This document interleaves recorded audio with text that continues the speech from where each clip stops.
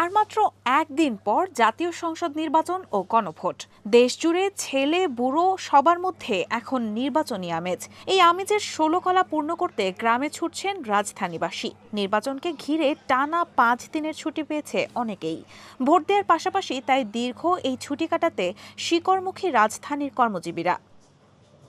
সকাল হতেই ঈদের মতো ব্যাগ বোচকা হাতে দলে দলে ঢাকা ছাড়তে শুরু করে মানুষ। কমলাপুর রেল স্টেশন থেকে সায়েদাবাদ, গাবতলী ও মহাখালী বাস টার্মিনাল সবখানেই বাড়ি ফেরার ব্যস্ততা। অনেকেই টিকিট না পেয়ে উঠছে ট্রেনের ছাদে, ঝুঁকি নিয়েই বাড়ি ফিরছে তারা।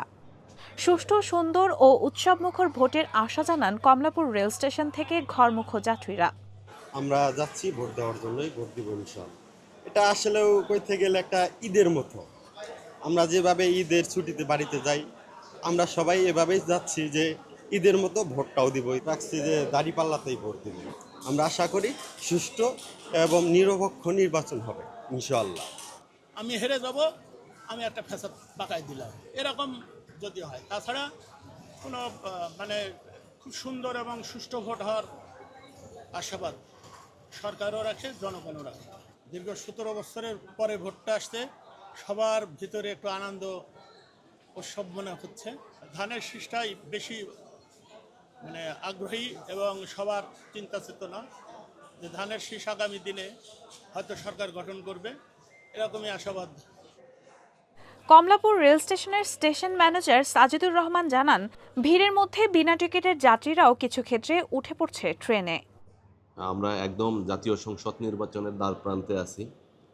মানুষ উৎসবমুখর এবং উদ্দীপনা নিয়ে যার যার ভোট কেন্দ্রের দিকে রওনা হচ্ছে, ভোট প্রদান করবে এই লক্ষ্যকে কেন্দ্র করে।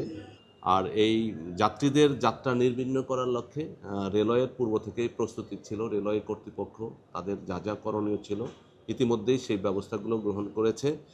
আর যাত্রীদের বিনা টিকিটের যাত্রী প্রতিরোধকল্পে আমাদের পূর্ব প্রস্তুতি ছিল বিভিন্ন যে আমাদের টিটি এবং টিসি দ্বারা চেকিং কার্যক্রম চলছে, আপনি দেখে থাকবেন স্টেশনে। আমি Mohammad Sajedul Islam, station manager, Bangladesh railway, Dhaka.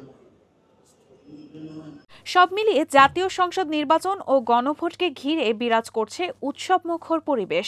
ভোগান্তি আর দীর্ঘ পথের ক্লান্তি উপেক্ষা করে ভোট দেওয়ার তাগিদে বাড়ি ফেরার এই চিত্র আবারও প্রমাণ করছে এই নির্বাচন জনগণহীন নির্বাচন নয়, বরং সকলের অংশগ্রহণে গড়ে ওঠা এক গণতান্ত্রিক উৎসব। রায়হানা হক মুন, RTNN।